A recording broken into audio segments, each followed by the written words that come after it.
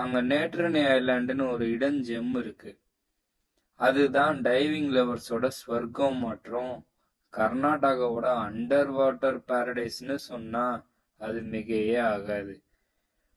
நம்ம ஜேர்னி சரியா ஒரு 11 மணிக்கு ஸ்டார்ட் ஆச்சு. நம்ம தங்கியிருந்த ரூம்ல இருந்து வெளியே வந்து அங்க லோக்கல்ல ஓடுற ஆட்டோ ஒருத்தரை பிடிச்சி டைரக்டா ஸ்கூபா குரு ஆபீஸ்க்கு கிளம்பணும். மார்னிங் டைம்ல இந்த முருதேஸ்வர் ரோட்ஸ்ல டிராவல் பண்றது அவ்வளோ பீஸா இருந்துச்சு. ஓசூர் டிராபிக்ல இருந்து எஸ்கேப் ஆகி இந்த குளிர்காத்து மூஞ்சில படும்போது மனசு லேசாகிற ஃபீல் உணர முடிஞ்சது. ரோட்ல போகும்போது அங்க தெரியுற சின்ன சின்ன கடைகள், ஸ்கூலுக்கு போற பசங்க, கோவிலுக்கு நடந்து போற பக்தர்கள்னு அந்த ஊரே ஒரு டிவைன் வைப்ல இருந்தாலும் என் மனசுல ஒரு பக்கம் ஸ்விம்மிங் தெரியாது, எப்படி மேனேஜ் பண்ண போறோம், தண்ணிக்குள்ள மூச்சு விட முடியுமான்ற ஒரு சின்ன பயமும் இருந்துச்சு. லைஃப்ல ஏதோ பெருசா பண்ண போறோன்ற ஒரு எக்ஸைட்மெண்ட்டும் ஒன்னா கலந்து இருந்துச்சு. ஆட்டோல போகும்போது தூரத்துல ட்ரீஸ்க்கு நடுவுல அந்த சிவா ஸ்டாச்சு தெரியும் போது அந்த கூஸ்பம்ஸோட கரெக்டா பாத்தீங்கன்னா அந்த டெஸ்டினேஷன் வந்து ரீச் ஆனோம். எங்கன்னு தானே கேக்குறீங்க? நம்ம ஸ்கூபா குரு ஆபீஸ் தான்.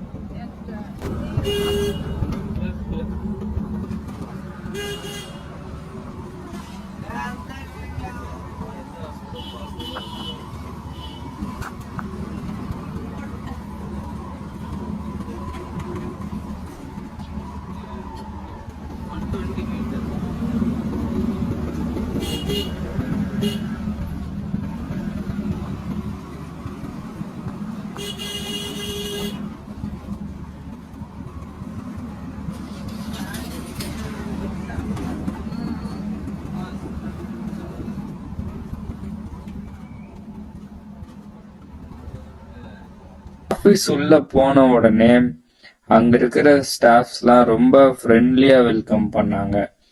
டைவிங் சூட்ஸ் எல்லாம் ஹேங் பண்ணி வச்சிருக்கத பார்க்கும்போதே ஓகே இது சீரியஸ் பிசினஸ்னு தோணுச்சு.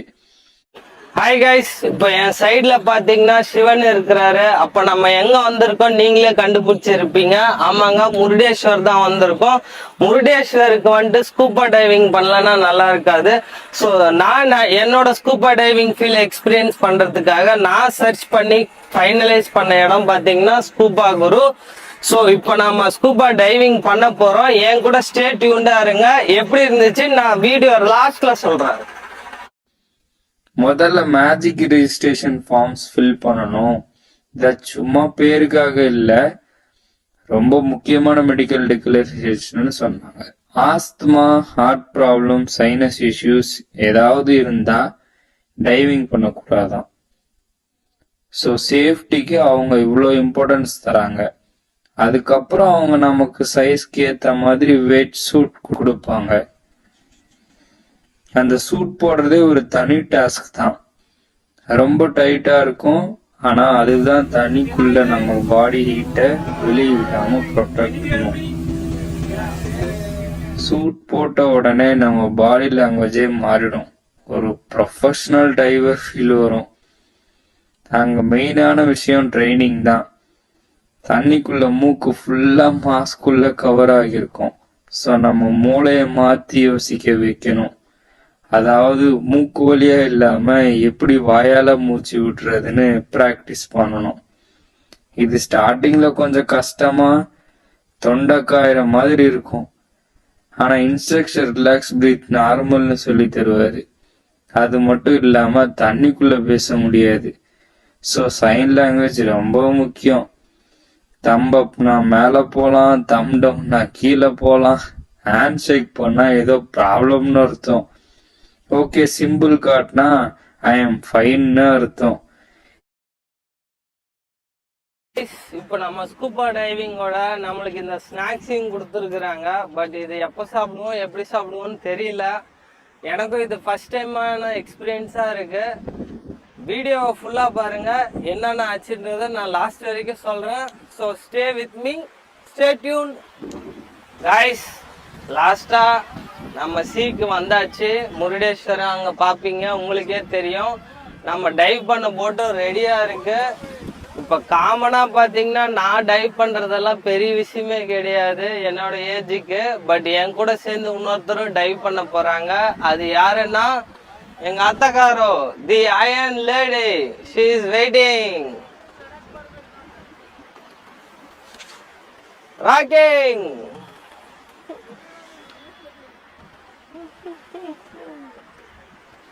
இப்படி ஒவ்வொரு சைனையும் தெளிவா சொல்லி கொடுத்தாரு. ட்ரைனிங் முடிச்சுட்டு ஒரு ஷார்ட் வாக் போயிட்டு பீச்ல இருந்து போட்ல ஏறணும். இங்க பாத்தீங்கன்னா நம்ம ஸ்கூபா குருல ஒரு நாளைக்கு ஒரு பேட்ச் தான். ஒரு பேட்ச்ல 25 மெம்பர்ஸ் தான் அலோவ் பண்றாங்க. ஸோ டெய்லி ஒன் பேட்ச் மூலமா இவங்க இங்க ஸ்கூபா டைவிங்க்கு உள்ள கூட்டு போறாங்க. இந்த போட் ஜர்னி தனியான அனுபவம்.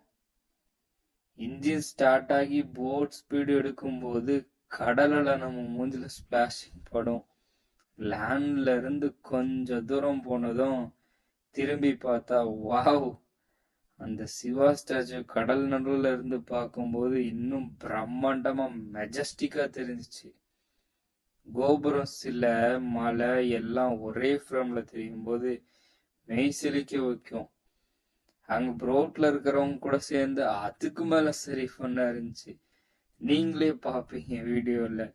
நம்மள இருக்கிறவங்க ஒரு பக்கம் எல்லாம் கலாய்க்கிறாங்க, நம்மளை பார்த்து சிரிக்கிறாங்க. எனக்கு என்ன சொல்றதுனே தெரியல. நானே புது அனுபவத்துல இருக்கேன், நீங்க வேற ஏன்டா என்ன போட்டு பாடப்படுத்திருக்கேன்ற மாதிரி. இந்த பக்கம் இருக்கிற ஸ்கூபா டைவர் பிராக்டிஸ் சொல்லி கொடுக்குற, அவர் என்ன சொல்றாரே நம்மளுக்கு புரிய மாட்டேங்குது. அப்படி மூச்சு விடுங்க, இப்படி மூச்சு விடுங்க, என்ன ஏதாச்சும் விடுங்கடா அப்படின்னு சொல்ற மாதிரிதான் நானே இருந்தேன். வேற வழி இல்லை. அதுக்கப்புறம் பாத்தீங்கன்னா ஸ்லோலா ஒரு ஷோர் விட்டு ரொம்ப தூரம் போக போக தண்ணியோட கலர் மாதிரி டார்க் ப்ளூவா இருந்துச்சு அந்த இடமே.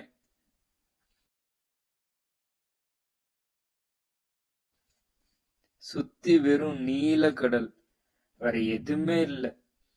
இந்த 1 hour ஜேர்னில சில பேருக்கு சீ சிக்னஸ் வந்தாலும் நேற்றனை ஐலாண்ட் நெருங்க நெருங்க அந்த ராக்ஸ பார்த்த உடனே எல்லா துயரமும் போயிடும்.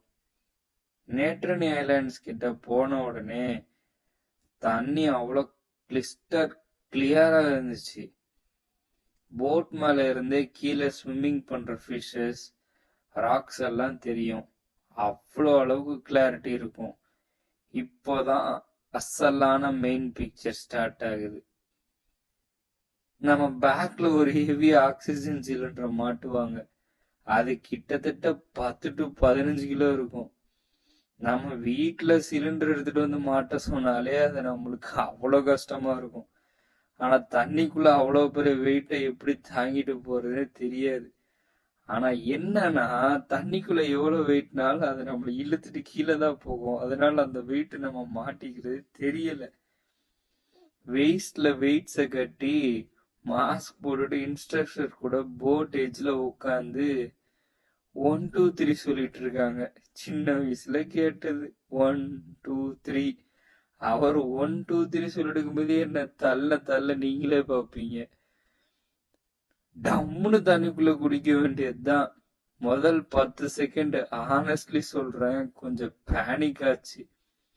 காது குஞ்சுன்னு ஒரு சவுண்டு, ப்ரெஷர் பிளாக் ஆகும். ஆனா இன்ஸ்ட்ரக்ஷன் சொன்ன மாதிரி மூக்கு பிடிச்சி ப்ளோ பண்ணி இயர்ஸை ஈக்குவலைஸ் பண்ணதுக்கு அப்புறம் ஒரு அமைதி.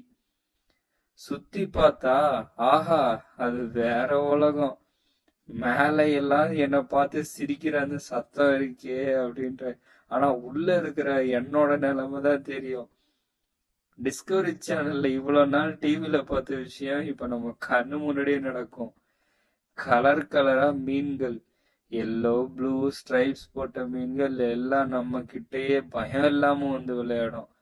அங்க நீமோ ஃபிஷ் பார்த்தேன் அப்படின்னு சொல்ல ஆசைதான். ஆனா எங்க? ஆனா அதை விட ஹைலைட் அங்க இருக்கிற கோரல் ரீஃப்ஸ் தான். அது குறைங்க, செடி கொடைங்க, மதுரை பாரு மேல வளர்ந்துருக்கும். அது தொட்டு பார்க்க சாஃப்டா இருக்கும்.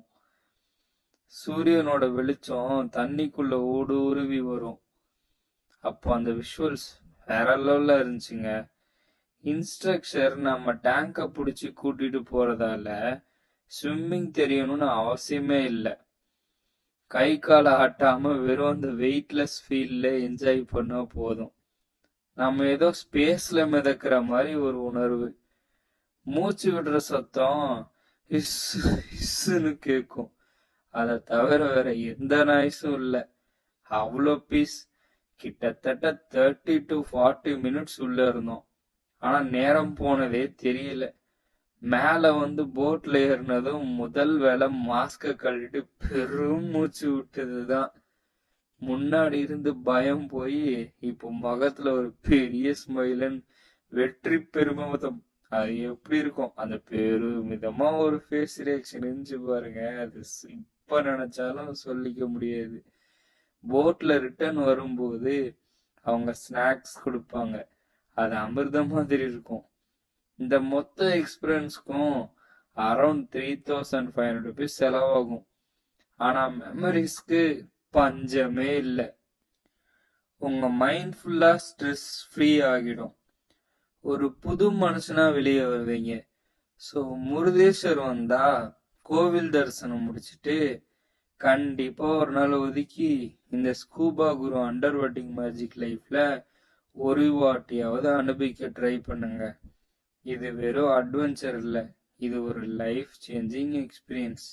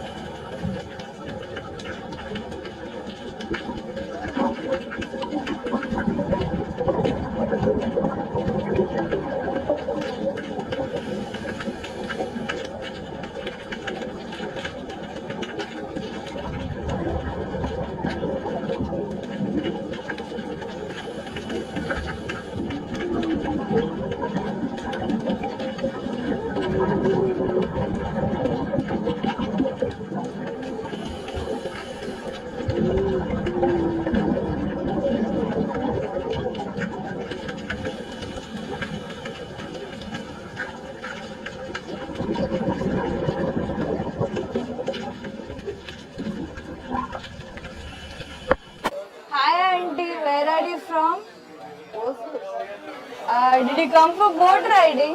No, she came for scuba diving. You came for scuba diving? Yeah. Wow.